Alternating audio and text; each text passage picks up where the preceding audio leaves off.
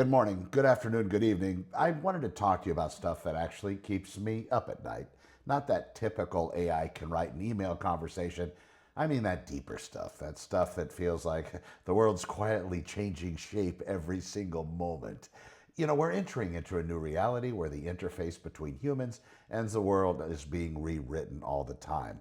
So I'm going to give you a series of thought experiments, simple what if scenarios, because sometimes that's the only way for me to at least really feel and grasp the issue. So as I say these, don't treat them like sci fi, treat them like science fact. Treat them as inevitables that are on a timeline that are coming to us in ways that we can't really understand or see. So what if tomorrow morning you looked in the mirror and you're forbidden from identifying yourself by your profession? So I'm no longer a realtor, I'm no longer a nurse, no longer a cop, no longer an engineer. There is a no job title identity law that's put out there. You're just human. So here's the discomfort. So if AI removes the technical necessity of your job, if the labor becomes automated, who's left looking back at you in the mirror? And the person, are you a person with a job or a job that borrowed a person? And do you have the courage to ask, what else can I become? Not as a career move, but as a human. So, because the question is going to hit society like a wave, the next one's the narrator economy. So, what if the most valuable people in the future aren't the best doers, but the best describers? Picture a designer with taste, vision, intent, no engineering skills. They narrate a building like a story. I want it to feel safe. I want it to look like power. I want it to move in a way a cathedral moves. And the AI builds the whole thing perfectly, structure, blueprints, compliance materials, whole nine yards. So the human doesn't create by hand, they create by narration. If execution becomes cheap, fast, automated, then taste, well, that becomes priceless. So here's the punch. In an AI world, could a poet become a better architect than an engineer? Because the poet can describe the soul of the thing. Maybe. So let's go to the grocery store. What if you and I walk into the same store, but we don't see the same products? You look at a cereal box and it's red, bold, high protein. Your friend looks at the same exact box and sees it as a blue, playful, low sugar cereal. Because the world is being filtered through an AI layer that customizes reality to your biases and your intent. So we stop living in one shared world. We start living in personalized realities. So ask yourself, if we don't see that same world, what happens to mass culture? What happens to viral products? What happens to influencers if no two people are buying the same exact thing? And that leads me to something bigger, the end of shared reality as a default setting. So the invisible phone. What if you were to throw away your smartphone and nothing stopped working? Someone calls you, the bathroom mirror rings. No need to read a document, it appears on the kitchen table. Need to navigate? Well, the windshield becomes the map. Technology evolves toward invisibility.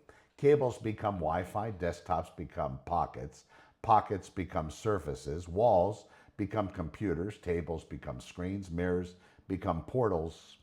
Well, here's the real question. Are we ready to live in a world where information reaches for us instead of us reaching and bringing it in?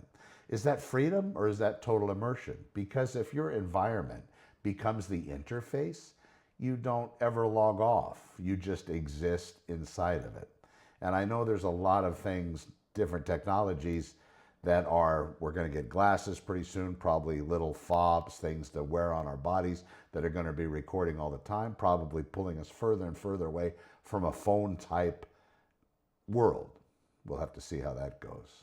So this is the one that really breaks my brain. What if the economy starts functioning like a forest? So in a forest, a tree doesn't change or charge a squirrel for an acorn. Waste becomes fuel. Value moves in cycles. Abundance is normal. Now imagine AI and robots produce goods at near zero cost. 1,000 widgets produced in the same time it takes a human now to produce one.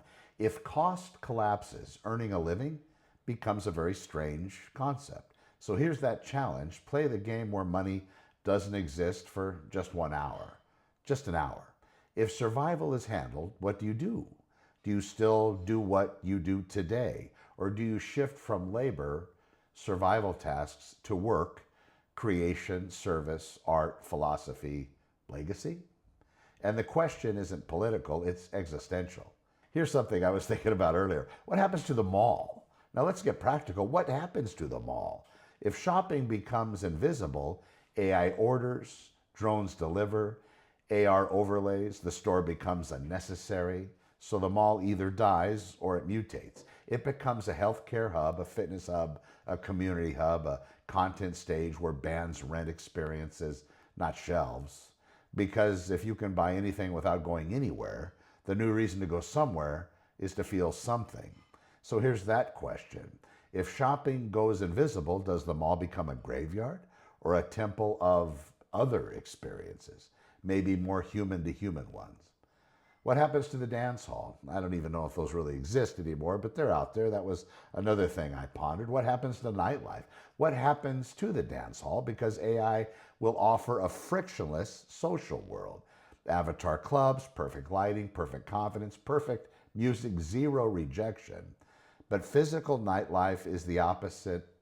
It's awkwardness. It's risk, real bodies, real eye contact, real courage. Are we really ready to go in on all that non-human contact?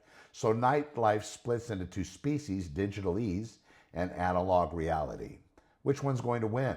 And here's the deeper punch. If people stop practicing real social interaction, what happens to charisma as a human skill? Because charisma might become the rarest thing on earth, the ability to be real in a synthetic world. What happens to the park? What happens to parks? What if the park stays, but it becomes some type of interface? Well, there's stick a data center there. But benches that recognize you, maybe? Paths that change based on your mood, screens that calm you or motivate you based on your biometric profile. It sounds helpful, but the world becomes a recommendation engine, always trying to sell you something. So ask yourself, when your environment adapts to your mood, are you being supported or are you being steered? Because the whole game of the next era is that. It's just attention. Not just attention, it's intent. What happens to the skate park? Yeah, there's not very many of those, but maybe them all will be changed into that. Might be the surprise winner, though, because in a world where there is so much digital, the flex that matters is what can't be faked. Real skill, real risk, real style, real respect. You can't prompt courage. So analog mastery comes back, skateboarding, dance, fighting, weightlifting, art, anything that proves you're actually real. You're a real human, organic being. So the question is, do we see a renaissance of physical culture because it's the last place authenticity still has teeth? Well, we'll have to see. With no more crowd concerts, what happens to those concerts? You remember concerts? Maybe you've been lately. What if concerts stop being one concert? Same artist, same venue, but through XR, everybody gets a different mix, different visuals, different best version of the show. So the crowd is physically together, but mentally watching different realities, different angles, wherever you want. You can actually literally walk around on stage next to the particular singer and feel the sweat and smell the odors and feel the vibration. Now that's going to be a thing. And the magic, does that make the magic dies? If we start sharing the same moment, does the crowd lose its magic? And if that magic does die, that's not just entertainment, that's culture. The restaurant that becomes a studio, something else that I'm pondering. Restaurants will still exist, but for a different reason. Food can be delivered, but belonging can't. So the restaurant becomes a vibe factory, a ritual space, a place to feel human with other humans. People won't go out to eat. They'll go out to be seen, to connect, to feel something, well, that's real. Does the best restaurant in the future serve food, or does it serve belonging? Here's the third place crisis. Now here's the pattern. Malls, parks, coffee shops, gyms, skate parks. These are all third places. Not home, not work, but just life. But what if AI removes work as the reason people leave the house? If we don't need to go anywhere and we still choose to? Third places either become the center of society or they collapse. And if they collapse, loneliness becomes the default. Here's a hyper-personalized city thought. What if your city becomes a mirror of you? Signs change, ads change, navigation changes, even your recommended route becomes emotional, psychological, and maybe even political. The things that really upset us, those are the things they sell back to us with AI today. So ask, what happens to a civic unity when we don't even live in the same perceived town anymore? Here's the end of boredom experiment. What if boredom goes extinct? No waiting, no silence, no nothingness, always content, always input. There's always a feed. It's like talking to people that are always listening to something. There's no break in the brain. It's just constantly going all the time, 24 hours a day. And some people shut their own inner voices up because they're too painful to listen to, and that's a good escape for them. But is it really healthy? Boredom is where creativity happens, though. Self-confrontation happens. Direction is found.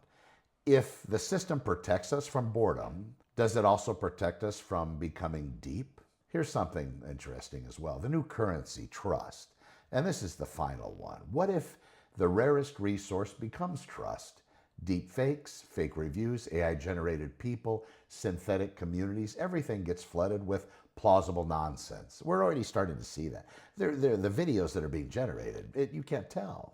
If they're done correctly, can't tell at all that it's not real. Now, the winners aren't going to be the loudest. They're going to be the most trusted. In a world where anything can be fabricated, trust becomes the ultimate asset, more valuable than money. So yeah, these are the thoughts that keep me up, well, somewhat at night. But none of this is science fiction anymore. It's just a timeline problem. And the question isn't, will this happen? The question is, what will you become when it does? Because the future isn't moving, it's arriving every single moment. I'm Connor with Honor. Thanks for watching, and we'll see you in the next one.